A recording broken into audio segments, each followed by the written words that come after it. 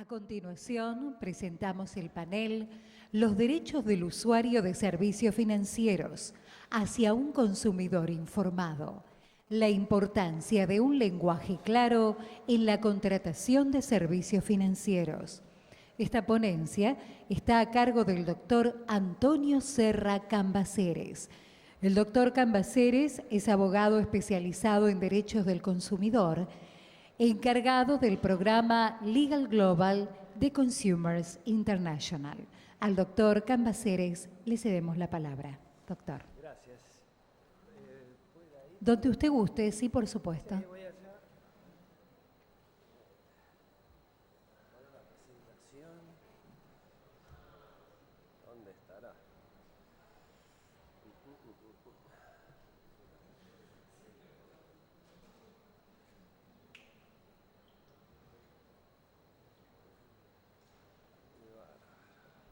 Gracias.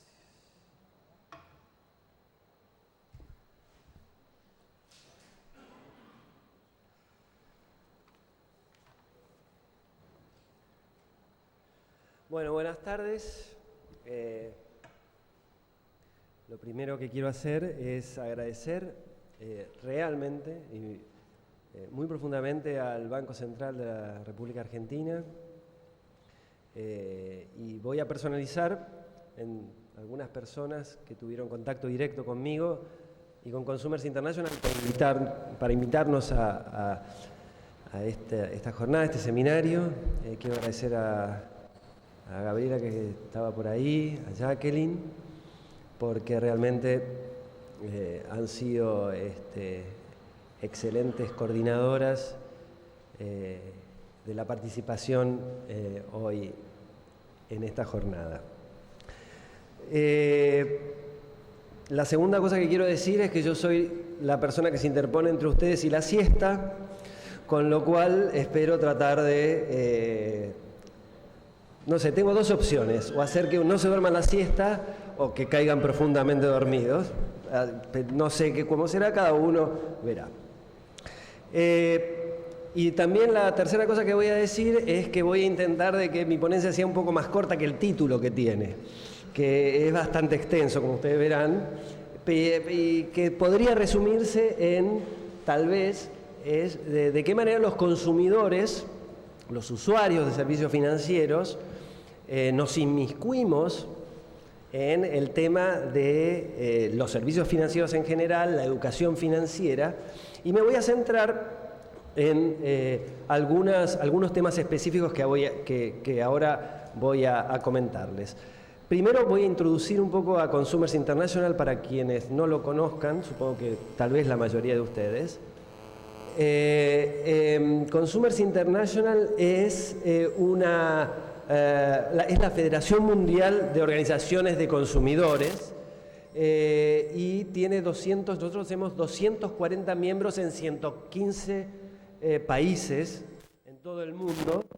Somos una ONG, una organización independiente y sin fines de lucro, y básicamente nuestro trabajo es para y con nuestras organizaciones miembros. Esas organizaciones miembros son organizaciones de consumidores y agencias de gobierno de protección al consumidor, y trabajamos con ellos básicamente en la representación de los intereses de los consumidores en distintos foros, y por nuestro trabajo esa representación está directamente relacionada con el tratar de influir en foros internacionales, en foros globales, en foros regionales, y también trabajar a nivel de los países con nuestros miembros y, en algunos casos como el de esta tarde, de participar en actividades que tienen alguna relación con la protección al consumidor.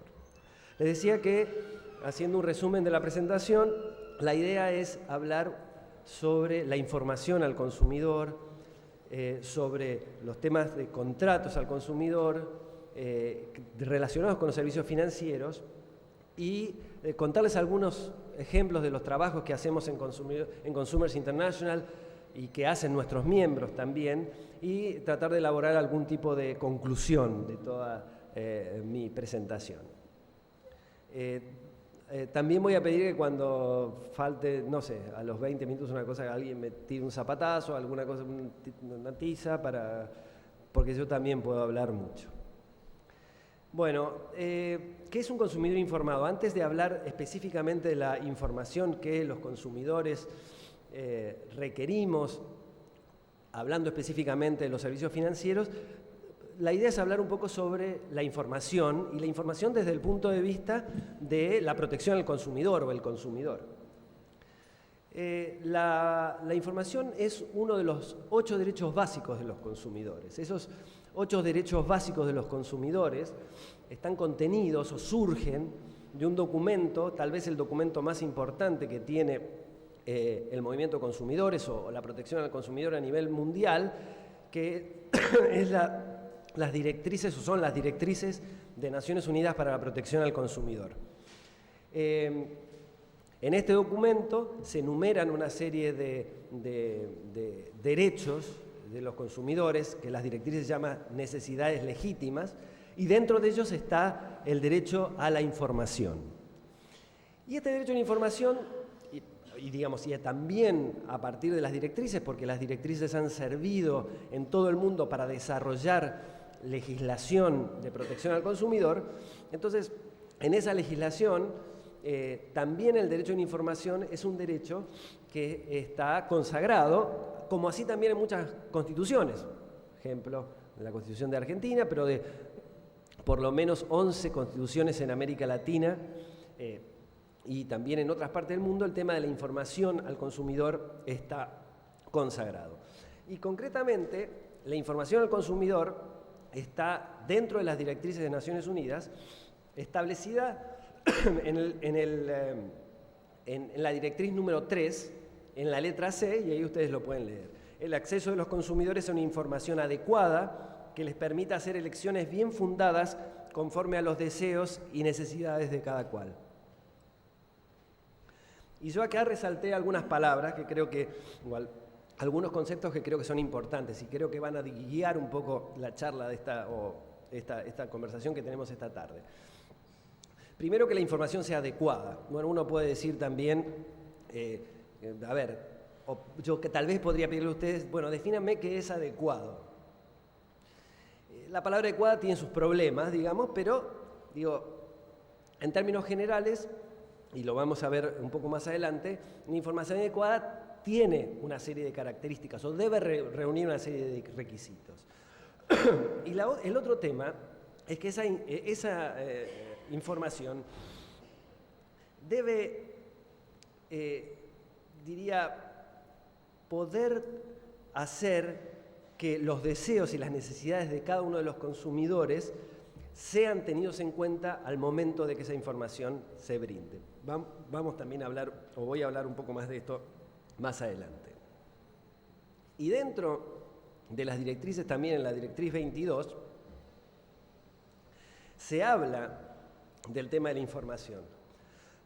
Y dice, las prácticas de promoción empleadas en la comercialización y venta deben basarse en el principio del trato justo de los consumidores y deben satisfacer los requisitos jurídicos. Ello requiere un suministro o el suministro de la información necesaria para que los consumidores puedan tomar decisiones bien fundadas e independientes, así como la adopción de medidas para asegurar la exactitud de la información suministrada.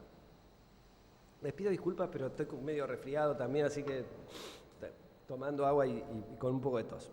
Entonces, acá hay otros conceptos que para mí son muy importantes respecto al tema de la información, ¿sí?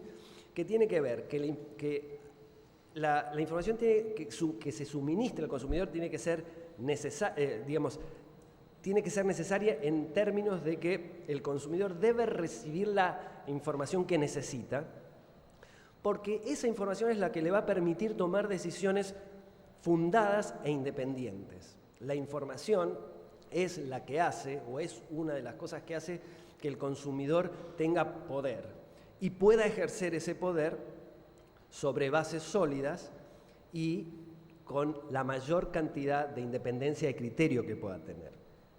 Y que además esa información tiene que ser exacta, ¿sí? Además de ser veraz, además de tener otras características, tiene que ser exacta. Las directrices de Naciones Unidas para la Protección al Consumidor fueron aprobadas en abril de 1985 y desde ese momento hasta ahora no fueron tocadas, nunca fueron actualizadas. Y digo hasta ahora porque hace 2 años atrás Naciones Unidas decidió hacer una revisión de las directrices de la protección al consumidor, porque evidentemente esas directrices estaban un poco desactualizadas. Para darles una idea, se aprobaron en el año 85 y en ese momento todavía faltaban alrededor de 7 años para que aparezca Facebook, unos 9 años para que aparezca Twitter. O sea, lo pongo como ejemplo de los cambios que hubieron. Las Naciones Unidas hace 2 años empezó este proceso de actualización de las directrices y entre las cosas de reforma y entre las cosas que se incluyeron o que se están incluyendo en este nuevo texto de las directrices, que seguramente va a ser aprobado el mes que viene, en julio, en Ginebra, se incluyó un capítulo específico sobre servicios financieros, que no estaba establecido así específicamente en las directrices. Se incluyó un capítulo sobre buenas prácticas comerciales en términos de establecer una serie de principios para los empresarios, para los comerciantes, en donde el tema de la información está incluido. Y además, dentro de un capítulo sobre educación al consumidor que ya existía, se incluyó específicamente como uno de los temas sobre los cuales debe versar o debe darse educación al consumidor, al tema de los servicios financieros. Ahora, el tema de la información es un tema de amplia preocupación. Durante esta mañana, antes del almuerzo, escuchamos a varios de los panelistas hablando sobre el tema de la crisis, la gran crisis del año 2008, que generó la caída de una serie de paradigmas y la construcción, diría yo, de algunos nuevos. Y un trabajo, que Consumers International realizó a partir de esa crisis fue empezar a trabajar más fuertemente en servicios financieros, a pesar de que ya venía trabajando de antes, y además tratar de influir en algunos, instancias de decisión o de toma de decisiones a nivel global y regional respecto a los servicios financieros. Uno de esos objetivos que tuvimos fue el G20. Porque el G20 fue, después de la crisis, uno de los foros donde el tema de la protección al consumidor se empezó a discutir, y específicamente el tema de la protección al consumidor de servicios financieros se empezó a discutir con mayor énfasis y, como decía el doctor Klichberg hoy, dio como resultado una serie de acontecimientos a nivel mundial, entre ellos, por ejemplo, la creación de la Oficina de Protección al Consumidor Financiero en Estados Unidos. Pero bueno, el G20 estableció una serie de pautas para empezar para trabajar en el tema de protección al consumidor financiero, y entre ellas, acá copié una parte de la declaración del 2010 en donde hablaba de la elección informada. O sea, ellos decían que hay que avanzar en la protección del consumidor financiero a través de la elección informada, que incluye la información, la transparencia, la educación, la protección contra el fraude, abuso y los errores, y los recursos y el apoyo a los consumidores. Y en ese documento, al que Consumers International hizo comentarios y sugerencies, nosotros incluíamos esta frase que ustedes leen allá abajo de Sheila Bair, que es la presidenta de la Corporación de Depósitos o de Aseguramiento o de Seguro de Depósitos de Estados Unidos, que decía: no puede existir ya ninguna duda sobre la relación entre proteger a los consumidores de productos y prácticas abusivas y la seguridad y solvencia del sistema financiero. En ese sentido, la relación entre la protección al consumidor y el sistema financiero quedó demostrada de manera clara. Como decíamos, o como decía, en Consumers International, a partir de ese momento, alrededor del año 2009-2010, empezamos a trabajar muy fuertemente en el tema de la protección al consumidor de servicios financieros. Y en marzo de 2011 presentamos un informe, que es Mercados de Servicios Financieros Seguros, Justos y Competitivos, recomendaciones para el G20 sobre el mejoramiento de la protección al consumidor de servicios financieros. Ahí tienen el link por si les interesa conocer en profundidad. Yo solamente me voy a referir a algunas cosas de ese informe. Y en ese informe nosotros decíamos, bueno, desde el punto de vista de Consumers International y de los miembros de Consumers International, las asociaciones de consumidores, para nosotros, y hablando de la información, los requisitos o requerimientos que esa información debe tener, viéndola siempre respecto de los servicios financieros, es que esa información debe ser clara, suficiente, confiable, comparable y oportuna. ¿A qué nos referíamos o a qué nos referimos cuando hablamos de estas 5 categorías? La primera, información clara. Hago una digresión acá, y es que muchas de las cosas que van a leer en las próximas 5 diapositivas por lo menos, quizás en todas, pero en las próximas 5 seguro, son casi verdad de perogrullo, son como cosas diciendo 2 más 2, 4. Pero está bueno recordarlas, digamos, y reforzarlas, porque hay que tenerlas siempre muy presentes a la hora de pensar la protección al consumidor de servicios financieros, y además, o más, teniendo en cuenta que estamos hoy digamos, haciendo este seminario gracias a una de las autoridades regulatorias aquí en Argentina, digamos. Pero está bueno porque hay que tenerlo en la cabeza cuando queremos desarrollar políticas públicas. La información clara. Primera cosa, tiene que ser fácil de comprender sin tener conocimientos técnicos. ¿Sí? Tenía un ejemplo acá que se lo voy a leer porque creo que vale la pena, que tiene que ver, que está en este estudio. Por ejemplo, Gillian Tett, que es una periodista del Financial Times, cuando pasó toda la crisis en el 2008, hizo una investigación a fondo sobre lo que sobre lo que pasaba en el Citibank. Y en una entrevista a un gerente senior del Citibank, el tipo le dice, tal vez haya una docena de personas en el banco que realmente entiende todo o entendió todo esto antes, o sea, el colapso, digamos, que tuvo el sistema financiero. Dice, deben haber sido una docena de personas, nada más. Si en un gigante como el Citibank solamente 12 personas podían entender lo que estaba pasando, el tema era complicado. Y en un estudio sobre servicios financieros de la Comisión Europea también por esos años, encontró que en 2/3 de los casos puestos a consideración de un panel de expertos, ¿no?, sobre temas que tenían que ver con los servicios financieros, estos expertos 2/3 fueron incapaces de desentrañar la estructura de las tarifas bancarias con el fin de comprender el costo real del servicio ofrecido. O sea, 2/3 de un panel de expertos no supo cómo explicar una estructura de las tarifas bancarias, ¿sí?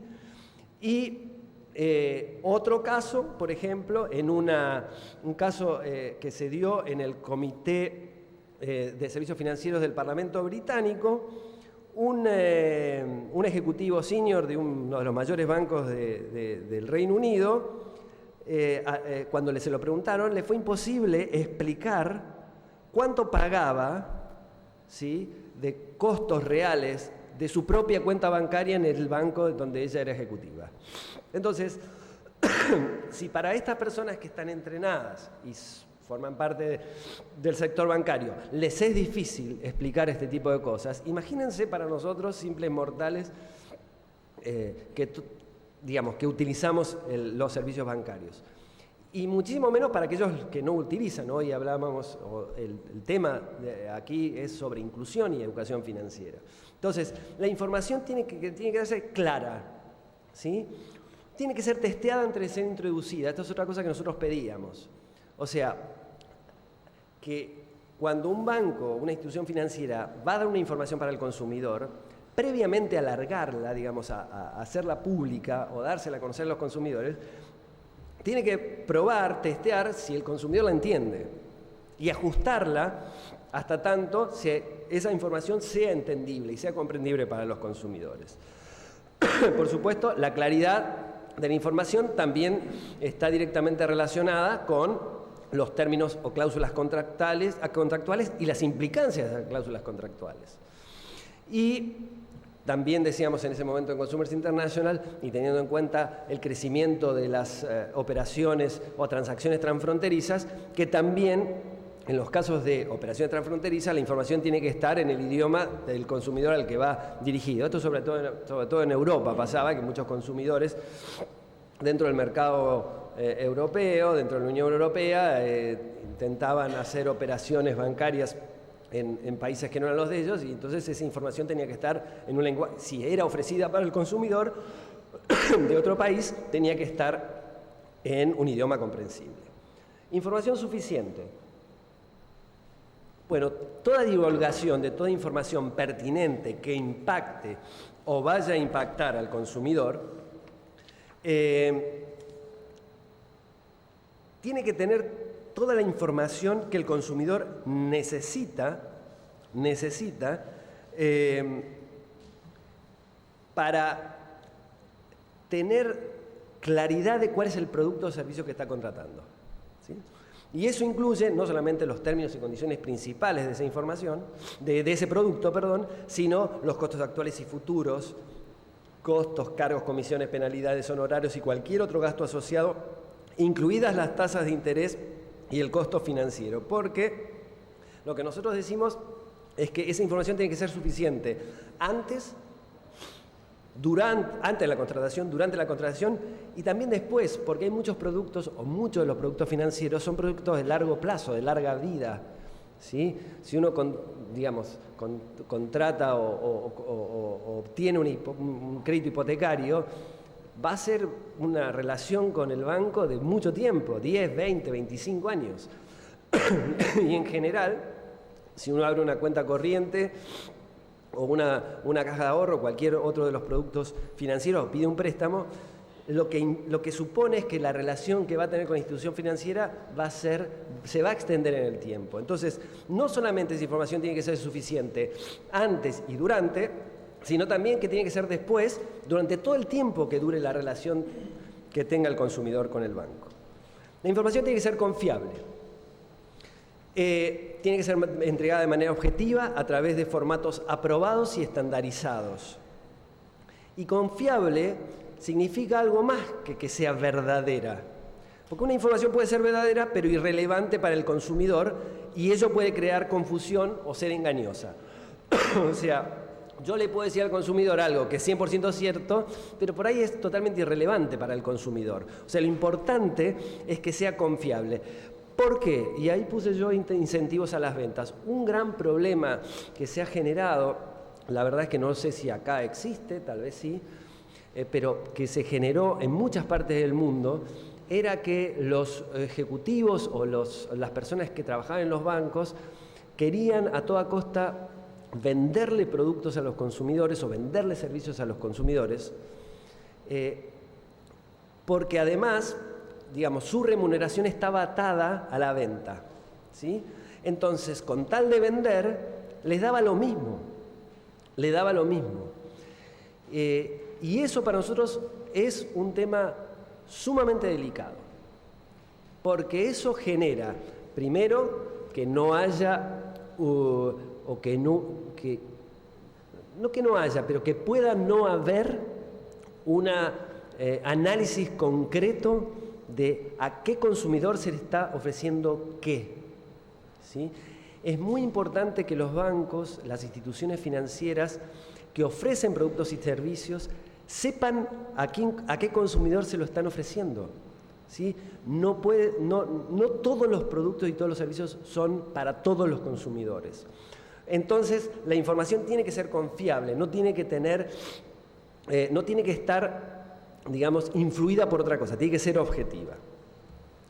La información tiene que ser comparable, y este es un tema muy importante, y después hay alguna cosa más sobre esto, pero debe permitir comparar a los consumidores entre productos, ¿sí?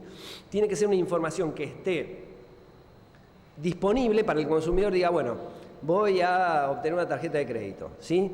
Bueno, irse a los bancos, a las instituciones financieras que ofrecen la tarjeta de crédito y comparar cuáles son las condiciones que le ofrecen cada una para saber finalmente cuál es la que más le conviene o cuál es la que más le gusta, digamos, de alguna manera. Entonces, el tema de la comparabilidad es importante. Ahora voy a hablar un poco más sobre eso. Y que la información sea oportuna. Como decía, la información del producto debe entregarse antes, durante y mientras el mismo esté vigente para el consumidor. Debe además entregarse información regularmente al consumidor, ¿sí? Esto tiene que ser una especie de cadena, digamos. No es que cuando ya contrató el producto o el servicio, entonces listo, ya te informé, no te informo nunca más. Y que cualquier cambio que exista tiene que darse con la suficiente anticipación y con los suficientes recaudos.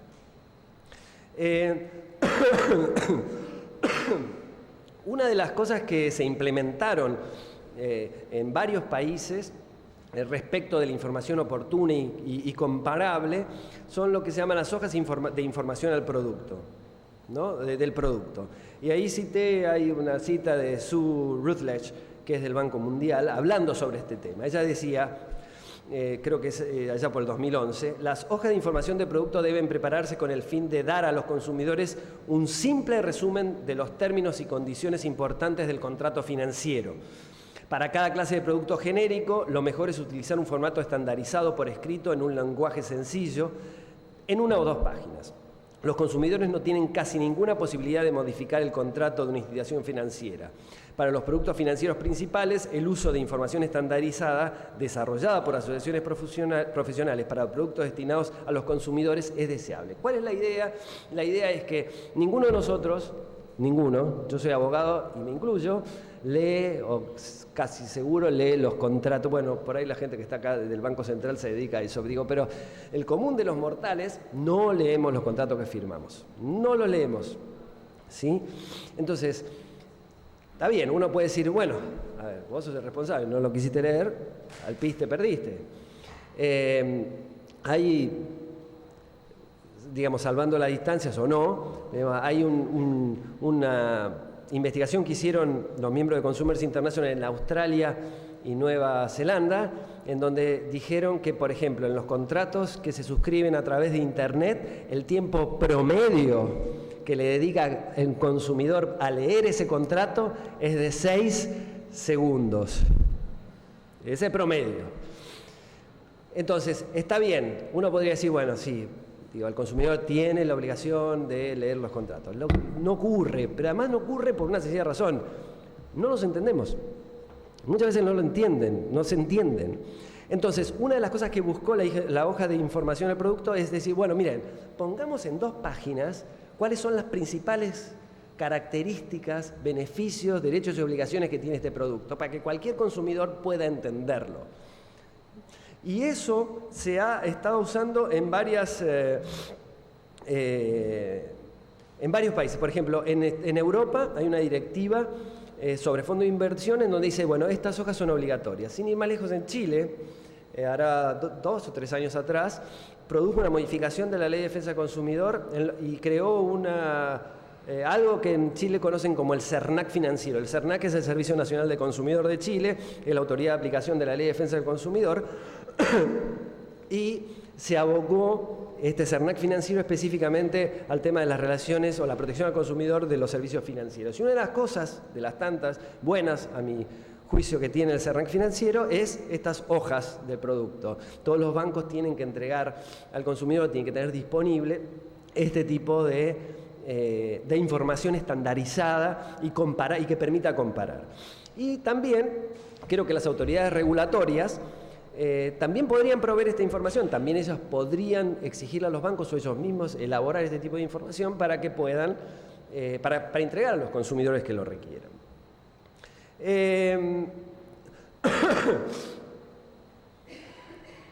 El tema de los contratos es otro tema, diría yo, urticante, un tema complicado, un tema apasionante respecto de que está directamente relacionado con la información y que está directamente relacionado con la protección del consumidor y con la base de la relación que el consumidor establece con las proveedores de servicios financieros. En todos los países los contratos de consumo han sido objeto de regulación, ¿sí? En las leyes de protección al consumidor, a través de legislación específica, a través de códigos, como pasó acá en Argentina con la reforma del Código Civil. Y en términos generales los contratos financieros son los que presentan mayores problemas y mayores complejidades dentro del universo de los contratos de consumo y los contratos con cláusulas predispuestas. ¿Cuáles son los principales temas, algunos de los principales temas de preocupación respecto de los contratos y específicamente respecto de productos de servicios financieros? La falta de información sobre el contrato, bueno, tiene que ver con lo que decía antes, no hay información disponible o la información es inentendible o muy difícil de entender. La falta de entrega del contrato o el acceso al mismo, esto es otra cosa fantástica que yo creo que si viene un marciano no sé si ahora está un poco mejor, pero digo, 10 años atrás o 5 años atrás, si un marciano bajaba y le explicaba, mire, acá hay un sistema que es fantástico. Usted va a un banco y dice, quiero una tarjeta de crédito, y el banco le dice, sí, se la doy, ok. ¿Qué tenemos que hacer? Mire, usted tiene que firmar un contrato con nosotros, fantástico. ¿Me da el contrato para que yo lo pueda leer? Discreción, aunque no entienda nada, a ver si lo firmo. No, mire, no se lo puedo dar. Hay algunos datos en las slides más adelante de algún trabajo específico que hicieron organizaciones de consumidores en América Latina, donde las cifras son interesantes, ahora después se las muestro. Pero digo, cosas básicas, voy a firmar un contrato y no me lo dan. Bueno, los tipos y tamaño de letra, esto parece que uno entra ya en la sofisticación, pero es cierto, y les habla alguien que necesita anteojos para ver, digo, el tamaño y tipo de letra no es un tema menor. La claridad del contrato en general y el tema específico de las cláusulas abusivas, que sí es un tema mayor, no solamente en los contratos de servicios financieros, sino en todos los contratos de consumo.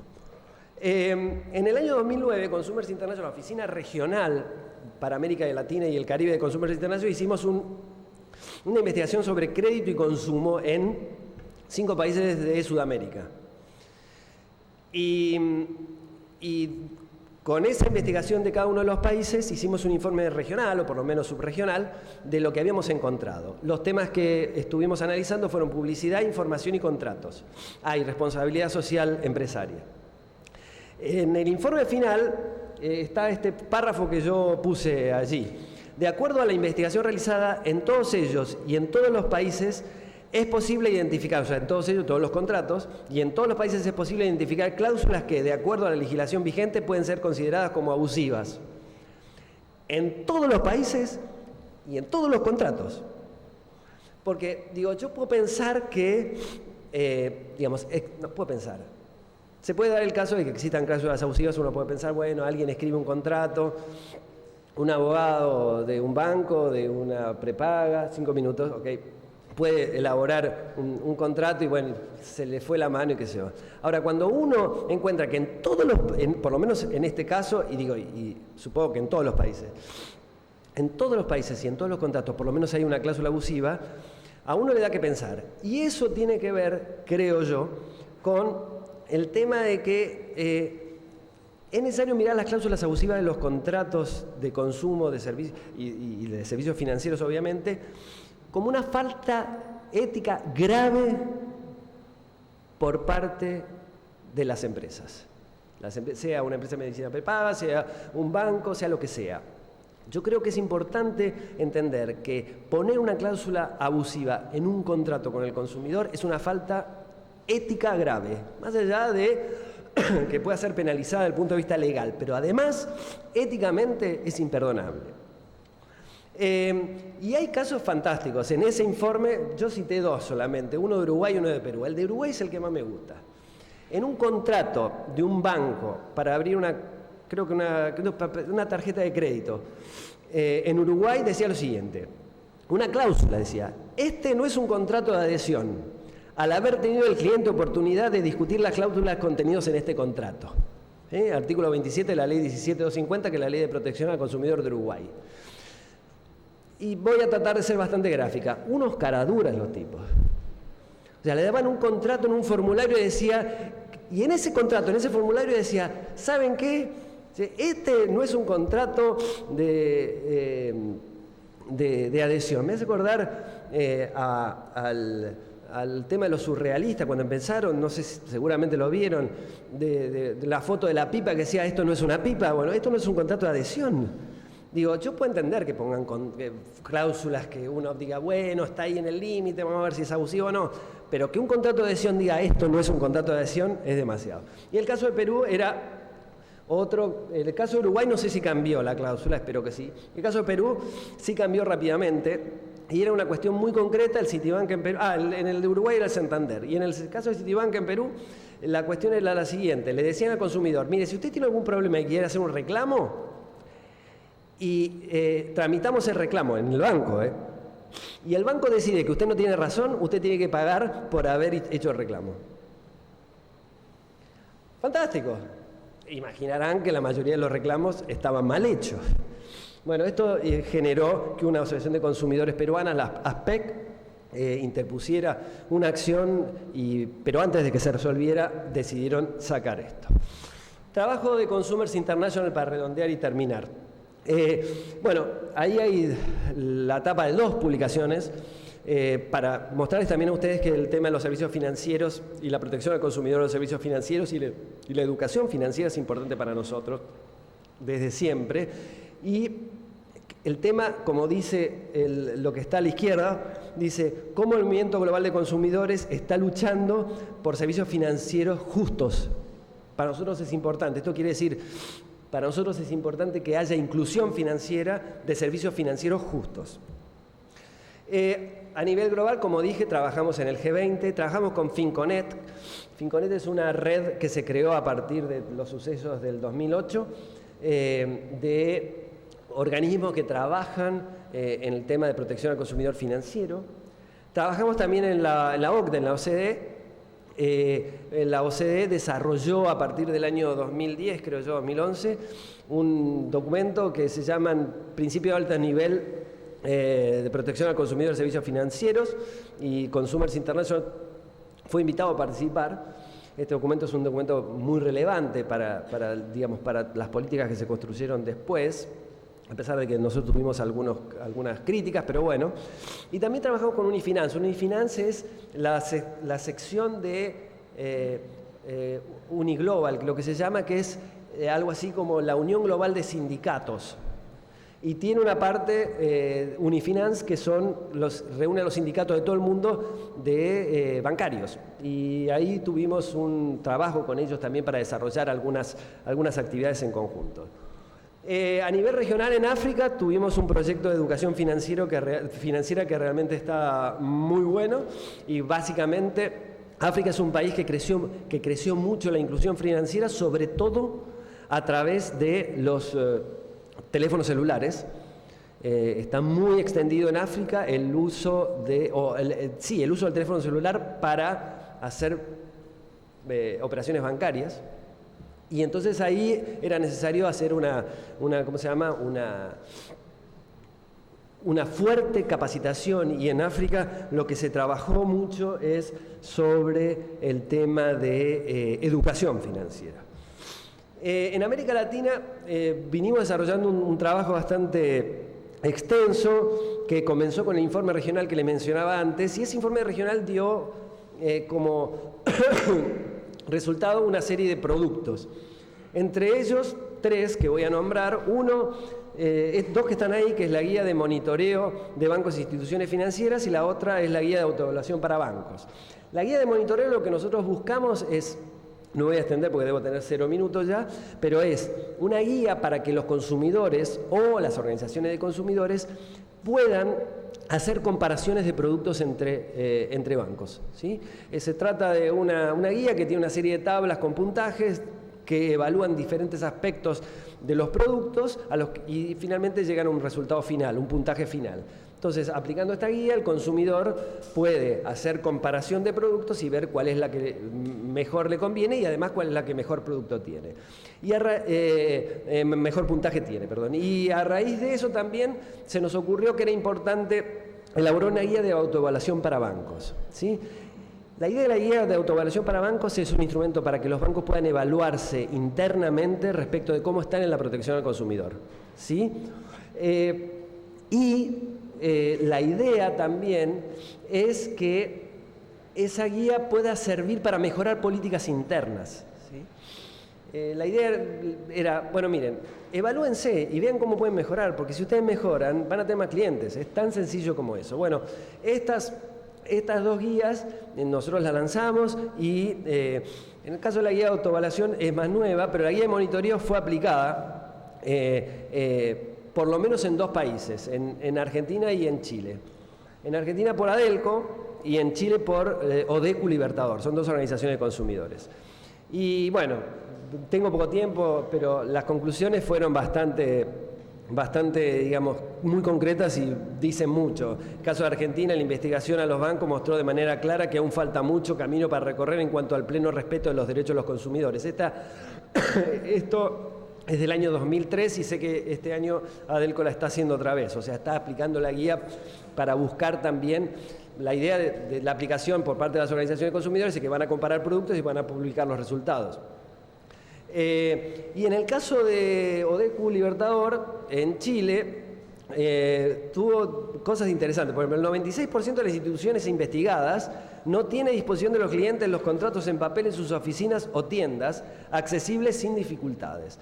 En papel, nuestros clientes incógnitos, porque ellos mandaron gente que sin identificarse como que venían de Odecu Libertador, pidieron información como cualquier consumidor y solo obtuvieron el contrato en un lugar, en el caso de Ripley del Mall del Centro. Y solo el 40% de las instituciones investigadas tienen todos o algunos de sus contratos disponibles para descarga desde su respectiva página web. Y ellos concluían diciendo: en el país de los ciegos el tuerto es rey. Esto también fue hecho en el 2013, también ha mejorado mucho, la accesibilidad a los contratos a través de la web ahora es mejor y demás, pero digo, básicamente yo diría que lo que demostró la aplicación de la guía era que lo que decíamos en el informe regional sobre crédito y consumo no estaba muy errado. Y el último producto que nosotros lanzamos, parezco que estoy vendiendo algo acá, que elaboramos fue esto, que es la Ley Modelo de Insolvencia Familiar. Es una ley que busca no prevenir el sobreendeudamiento, pero sí buscar dar un remedio a los casos de sobreendeudamiento de los consumidores, que es un tema que nos preocupa y nos preocupa mucho. Entonces, lo que se nos ocurrió hacer como aporte es tener una ley modelo, o sea, un modelo que pueda servir para los diferentes países como modelo, valga la redundancia, para desarrollar una legislación de este tipo en sus países. Cierro diciéndoles esto: en la encuesta global de 2015 de Consumers International, nosotros hacemos encuesta con todos nuestros miembros para saber cuáles son los temas qué más les preocupan, qué ha mejorado, qué ha empeorado y demás. La última que acaba de salir, salió en abril de este año, el de servicios financieros, dice que los miembros sienten que la protección del consumidor es eficaz respecto a servicios financieros solamente un 39% de nuestros miembros a nivel global. O sea que sienten que hay un déficit en sus países de protección al consumidor de servicios financieros. Conclusión, rápidamente. La necesidad de mejorar la información a los consumidores creo que quedó bastante clara y creo que quedó manifiesta. Es necesario mejorar la información que se da a los consumidores. La necesidad de hacer cumplir la ley parece una verdad de perogrullo, porque la ley debe cumplirse, pero esto tiene que ver con lo segundo, que es necesidad de una mejor y mayor regulación. Muchas veces yo he escuchado decir a mucha gente que algo así como que la regulación es una mala palabra.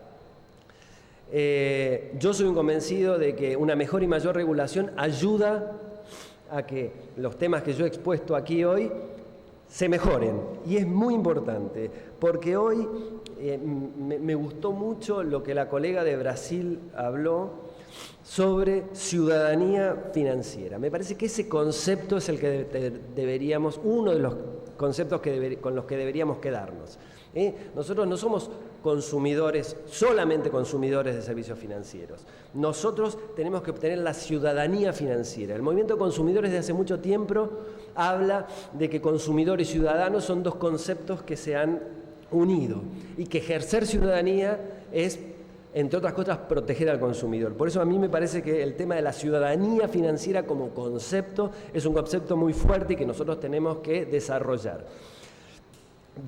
Necesidad de dar mayores competencias y recursos a las autoridades regulatorias y necesidad de empoderar a los consumidores a través de la educación financiera. Esto es fundamental y por eso yo celebro que las iniciativas como las que ahora o están ocurriendo en Argentina y como están ocurriendo en muchos otros países de América Latina, en Brasil, en México, en Colombia, para empoderar a los consumidores, para que todas estas cosas de las que hablamos, de las que escuchamos hoy y las que yo les pueda haber dicho esta tarde, puedan en algún momento, no digo que desaparecer, pero sí tratar de que se transformen en algo en su mínima expresión, por así decirlo. Perdón por el tiempo que tomé, perdón por el resfrío.